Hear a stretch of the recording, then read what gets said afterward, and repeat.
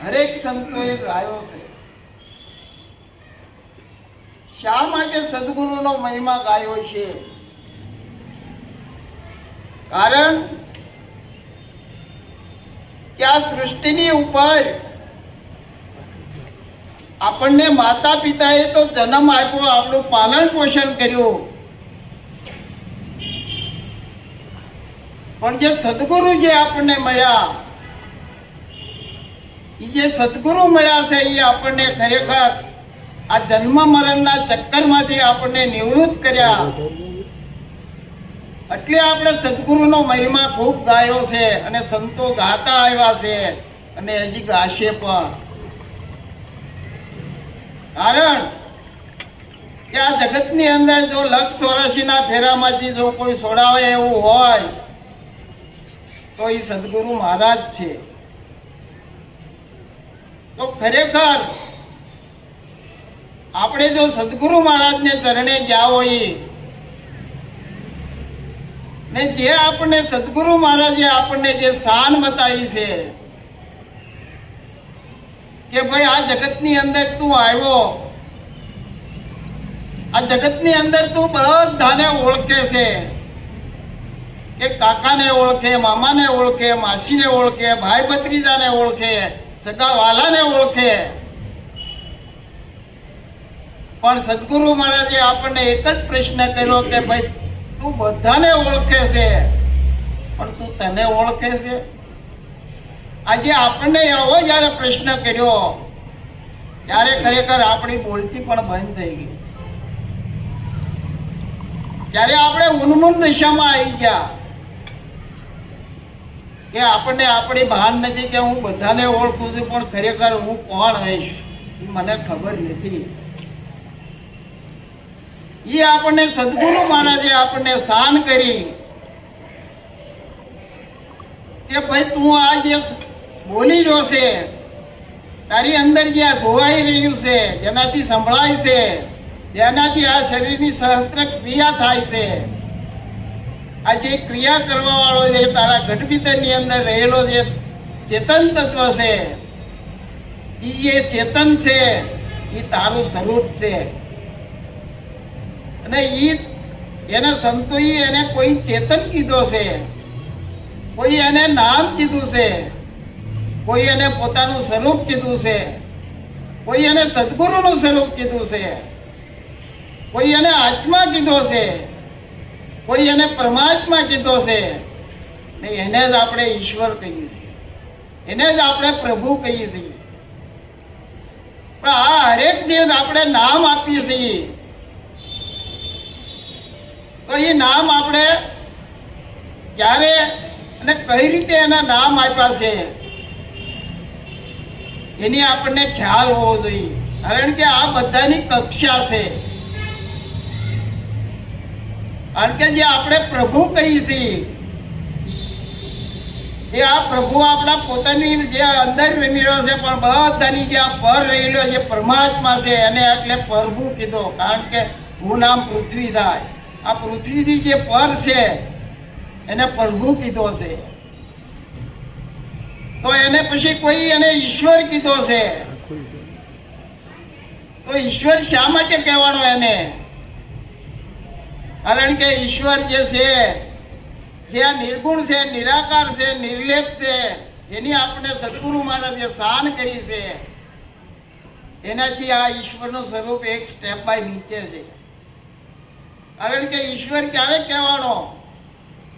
કઈ ઘાટે આવ્યો ત્યારે ઈશ્વર કહેવાનો. એટલે ઘાટ છે એ આપણું ખરેખર એક પગથિયું નીચે છે. એને આપણને ગાદીની અંદર સમજાય છે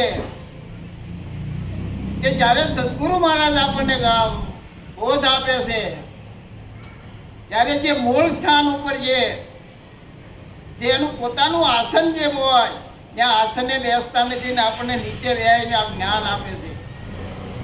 કારણ કે આપણને જ્ઞાન આપ્યા પછી જ્યારે પૂજન વિધિ થાય ત્યારે એના મૂળ સ્વરૂપે જાય. કારણ કે જ્યારે એ નિર્ગુણ છે, નિરાકાર છે, નિર્લેપ છે, રંગરૂપ કે આકાર વગરના જે આ સદગુરુ છે એને આપણે સદગુરુ કીધા. બાકી આ ઘાટે દેખાય, ઘાટે જે આપણે વાત કરી ગયા એ તો એક આપણે ઘાટ સ્વરૂપે આપણે ખરેખર આપણે અનુભવ કરવા માટે, આપણે ભણવા માટે એ ઘાટ છે. પણ ઘાટને આપણે જ્યાં સુધી ઘાટની બલિહારી છે એ ઘાટને આપણે જ્યાં સુધી દેહ હોય ત્યાં સુધી એની પાસે ભણવું પણ જરૂર, એનો આદર ભાવ પણ કરવો જરૂરી, એની થાય એટલી સેવા પણ કરવી જરૂરી. પણ પછી જ્યારે દેહ છૂટી જાય, માનો કે આપણે અત્યારે આપણા હાલની સ્થિતિમાં લાલજી મહારાજની ગેરહાજરી છે, એમ ઈશ્વર મહારાજની પણ ગેરહાજરી છે, અને એ આપણા ગુરુ હતા, તો હું આપણે માની લેવું કે ગુરુજીની ગેરહાજરી થઈ. કારણ કે સંતો વાણીમાં કહે છે કે ગુરુ મહારાજના જન્મે ન ધરે જનની ગર્ભે વાસ, આ જન્મે ને મરે એ તો માયા તલો વિલાસ. કારણ કે જે સ્વરૂપે આપણને ઘાટે જે જ્ઞાન મળ્યું છે એ જ્ઞાનની બલિહારી છે, પણ એ ઘાટ આપણે પકડી રાખવાનું નથી. કદાચ આપણા કોઈ સદગુરુની હાજરી હોય તો એની પાસે ભણી લેવાય, બાકી ભણી લીધા પછી એને ઘાટ પકડી રાખવાની જરૂર નથી. કારણ કે આપણને એ ઘાટથી આપણને નિરાકારનું જ્ઞાન છે, અઘાટનું જ્ઞાન આપ્યું છે. આપણે અઘાટનું જ્ઞાન આપ્યું છે એટલે આપણે અઘાટે જ આવવાનું છે. કારણ કે ઘાટ જ્યાં સુધી આપણે પકડી રાખશું ત્યાં સુધી અઘાટે નહીં જઈ શકીએ. જો અઘાટે જ આપણે જવું હોય તો એના વિશે આપણે આ અનેક સત્સંગ, અનેક વખત નિત્ય સમાગમ કરવો પડશે, અને હરેકની વસ્તુ આપણે સમજણ લેવી પડશે. ધીરે ધીરે ધીરે ધીરે આમાં એક પછી એક પગથિયું આપણે જો ચડીશું તો જ આપણે આમાં આગળ વધીશું. કારણ કે આપણને ખરેખર અઘાટમાં જવા કોણ નથી દેતું, એ તો આપણને મનને કયાક પ્રશ્ન થાય ને. કારણ કે જે આપણે ઘાટે તો જ્ઞાન આપ્યું, પણ આપણે જવાનું અઘાટમાં, તો અઘાટનું જ્ઞાન આપણને કદાચ વાતથી સમજાઈ જાય, પણ અઘાટમાં જવા માટે શું કરવું પડે? તો કે અઘાટમાં જવા માટે તો આપણે પહેલા પોતાના મનને સમજાવવું પડે. એટલે સંતો કહે છે ને, મન સમજાવે તે નર મોટા, સ્થિરતા પદમાં ઠરિયા, નિરાત નામ અભય સત સ્વામી તે ભવ જળમાં તર્યા. કારણ કે જ્યાં સુધી મન નહીં સમજે, મન પોતાના કાવા દાવા નહીં મૂકે, ત્યાં સુધી આપણે અઘાટમાં નહીં જઈ શકીએ. કારણ કે ત્યાં રંગ નથી, રૂપ નથી, આકાર નથી, કોઈ વાણી નથી, અને મન બુદ્ધિ ચિત્તથી પણ એ પર છે. આવો જો અઘાટ છે, આવો જો નિર્ગુણ નિરાકાર તત્વ છે, તો આ બધું આપણે છોડવું પડશે. એટલા માટે સંતોએ આપણને કીધું છે કે પહેલા તું તારા મનને સમજાય અને તારા મનનો ગુરુ તું થા. જો મનને સમજાવવા માટે સંતોએ બહુ માથાકૂટ કરી છે. કોઈ ઓહમ સોહમને સાંજ્યો છે, કોઈ મંત્રને સાંજ્યા છે, કોઈ એને ધ્યાનમાં પણ બેઠા છે, પણ છતાંય આ મન સમજ્યું નથી. તો નથી મન સમજતું, એનું કારણ શું છે? એનું એક જ કારણ છે કે મનને આપણે દિશા આપી નથી. જો મનને આપણે દિશા પૂરી આપી હતી તો આ મન સમજે એવું છે. એટલે ગીતામાં શ્રી કૃષ્ણ ભગવાનને અર્જુન કહે છે, હે વાસુદેવ, કે મનને સમજાવવો ને પવનને બાંધવો બરોબર છે, પણ ગમે એટલું આપણે મહેનત કરીએ પણ મન સમજે એવું નથી. હે વાસુદેવ, તો મારે એના માટે શું કરવું? ત્યારે વાસુદેવ એને એમ કહે છે કે શ્રવણ, મનન અને નિધ્યાસન દ્વારા મનનો નિગ્રહ થાય છે. એટલે મન શાંત પડે છે. મન મળતું નથી, પણ મન શાંત પડે છે, મન સમજે છે. તો ખરેખર આપણે અત્યારે શ્રવણ તો બધા કરે છે. જે હું વાત કરું છું એ બધા એક કાનથી સાંભળે છે, પણ આની પછીનું જે કામ છે એ આપણે તમે હું કોઈ કરતા નથી. એટલે આપણું મન સમજતું નથી. આની પછીનું કામ છે શ્રવણ પછી મનન આવે કે પછી અહીંથી ગયા પછી આપણે ઘરે બેઠા બેઠા કે કાંઈ શાંતિથી બેઠા બેઠા કે ભાઈ આ સત્સંગમાં શું વાત કરી, એ સત્સંગમાં જે વાત કરી એ હું કહેવા માંગે છે એવું ક્યારે કોઈ મનન કર્યું? જ્યાં સુધી આપણે એ મનન નહીં કરીએ અને મનન કર્યા પછી આપણા ઘટ ભીતરની અંદર આપણે જો ડોકિયું નહીં કરીએ ત્યાં સુધી આ વાત સમજાશે નહીં.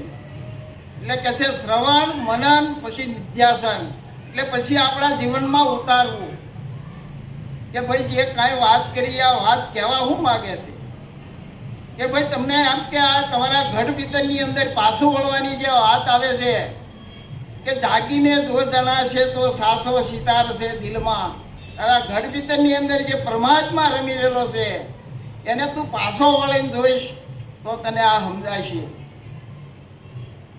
તો ખરેખર આપણે પાછા નથી વળતા. પાછા જો વળી જાય ખાલી નીકળી આપણે વાતું જ સાંભળીએ છીએ અને વાતો સાંભળીને ખાલી કાન પવિત્ર કરીએ છીએ, પણ ખરેખર આ જ્ઞાન એવું છે કાન પવિત્ર કરીએ કાંઈ આમાં વળશે નહીં. જે સદગુરુ મહારાજે આપણને જે શાન કરી છે શાનની સાથે જો આપણે ભાન રહી જાય અને એ જો ભાન આપણા જીવનમાં ઉતરી જાય તો જેમ સેમ પરમાત્મા આપણે આપોઆપ સાચી નજરે સામે દેખાડ્યો છે, પણ કદાચ દેખાડ્યો હોય ને આપણી નજરમાં આવતો હોય પણ એમ આપણું કલ્યાણ નહીં થાય. આપણે આપણું જો પોતાનું કલ્યાણ કરવું છે તો ઘટ ભીતરની અંદર ઉતરવું પડશે કે તારા ઘટની અંદર આ જે બોલી રહ્યો છે જેનાથી ચલાય છે હલાય છે ખવાય છે પીવાય છે આ સહસ્ત્ર ક્રિયા જે થાય છે એ છે કોણ? એને તું પહેલાં ઓળખ.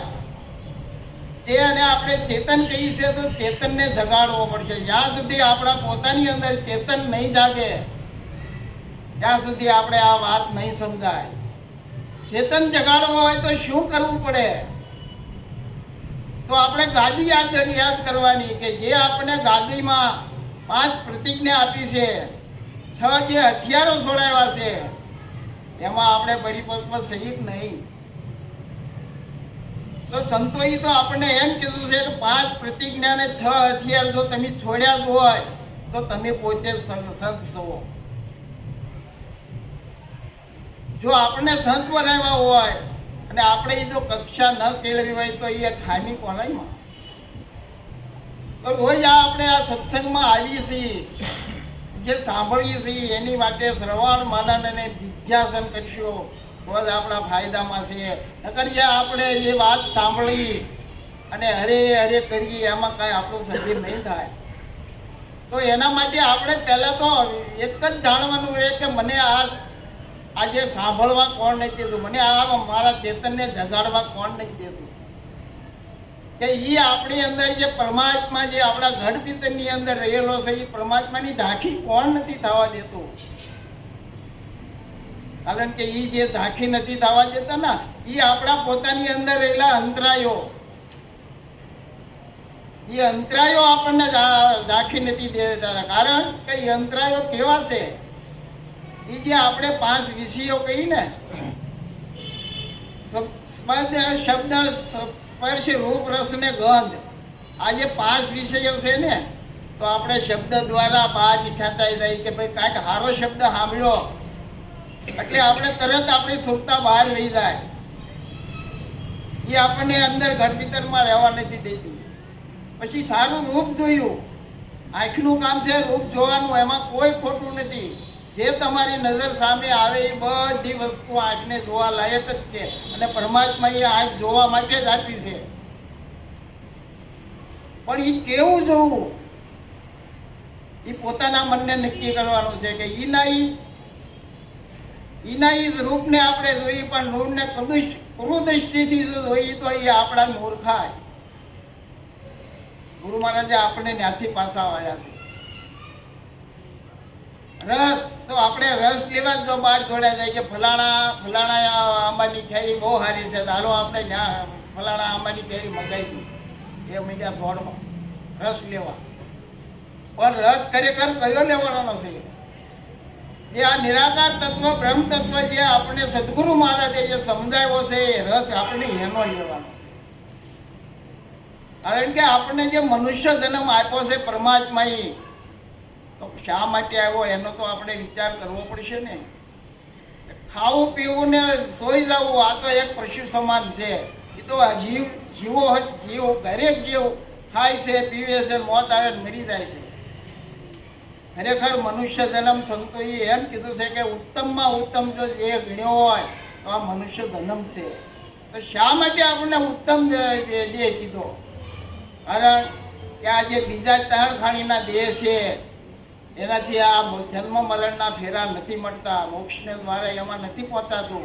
મનુષ્ય દેહ એક જ એવો દેહ છે કે એનાથી જન્મો જન્મ આપણે જે 184ના ફેરા કહીએ છીએ, તો જન્મો જન્મના જે આપણા કર્મના થર પડી ગયા એ થર આ મનુષ્ય દેહથી આપણે બાળી શકશું. અને બાળશું ત્યારે જ્યારે આપણે જ્યાં સુધી આપણા પોતાની અંદર કર્મ હશે ત્યાં સુધી આપણે આમાંથી પાર નહીં પડશે. એટલે સંતો આપણે એમ કહે છે કે કર્મ રહિત કર્મ કર. કર્મ કરવા છતાં તું અકર્તાના ઘરમાં રહે. હવે આ તો આપણે અભ્યાસ કરવો પડશે ને, કર્મ કરવાનું કે છે ને અકર્તાના ઘરમાં રહેવું.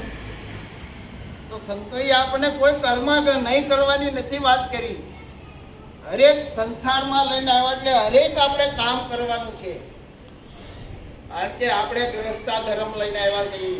ગ્રહસ્થાના જીવન જીવતા હોય તો આપણા હરેક પ્રસંગો પણ કાઢવાના છે. હરેક સગાવાલા સાથે પણ રહેવાનું છે, કુટુંબ કબીલા સાથે રહેવાનું છે, પુત્ર પરિવારને આપણે પ્રસંગો પણ કાઢવાના છે. ને સાથે સાથે મહેનત કરવાની, એટલે ખાવા પીવાનો પણ સાથે સાથે આપણા પરિવારને જીવન પોષણ કઈ રીતે થાય એની મહેનત પણ કરવાની છે. જો આ કરતા કરતા આપણે પાછું આ પ્રભુ ભજન કરવાનું છે, તો એ પ્રભુ ભજન કઈ રીતે થાય એના માટે તો આપણી તૈયારીઓ હોવી જોઈએ ને. એટલે સંતો આપણે વાણીમાં કહે છે કે હરતા ફરતા ધંધો કરતા ધ્યાન હરિનું ધરવું, નિરાત કહે નિષ્ઠાનું ફળ છે અધર્મથી હોવા સરવું. અધર્મથી હોવા સરવું પ્રાણી ધર્મ દસીને કરવું. કારણ કે અધર્મથી આપણાથી એક જ ખ્યાલ રાખવાનો છે કે મારાથી કોઈ અધર્મ તો નથી થઈ જતો ને. હરેક ધંધો આપણે કરવાનો છે, પણ એમાં સાધ્ય આપણે એ જ રાખવાની છે કે મારાથી કોઈ અધર્મ નથી થતો કે મારાથી કોઈને દુઃખ તો પણ નથી થતું ને. આવું જીવન બનાવવાનું છે. જો આવું જીવન જીવતા જીવતા જો આપણે આપણો પુરુષાર્થ જો ચાલુ રાખશું ને જે કાંઈ આપણે કાર્ય કરીએ છીએ એ કાર્યનો ભાર માથે ઉપાડશું ને તો આપણે આ બંધન છે. જો એ કાર્યનો ભાર પરમાત્મા ઉપર આપણે છોડી દઈએ કે ભાઈ આ જગતનો કરતા હતા પરમાત્મા છે, તો આ જે કાંઈ કરી રહ્યો છે એ પરમાત્મા જ કરી રહ્યો છે, આમાં હું કાંઈ કરતો નથી, જે કરે તે પરમાત્મા છે. આવું જો કરી અને ધીરે ધીરે એનો જો અભ્યાસ કરે, અભ્યાસ કરતા કરતા કરતા કરતા જો આમાંથી નીકળી જવા એવું છે, આવું જો સદગુરુનું જ્ઞાન કોઈને સુરતા એમાં રહી ગયું હોય અને ધીરે ધીરે જો આ જ્ઞાનની પ્રવાહ જો હાલી જાય તો આમાંથી છૂટી જવાય એવું છે. આવો ગુરુ મહારાજનો મહિમા છે. તો ધીરે ધીરે હવે આપણે એક જ પ્રાર્થના કે આમાંથી હરેક ધીમે ધીમે જો થોડી થોડી મહેનત કરે તો આમાં નીકળાય એવું છે. બોલો સદા ગુરુ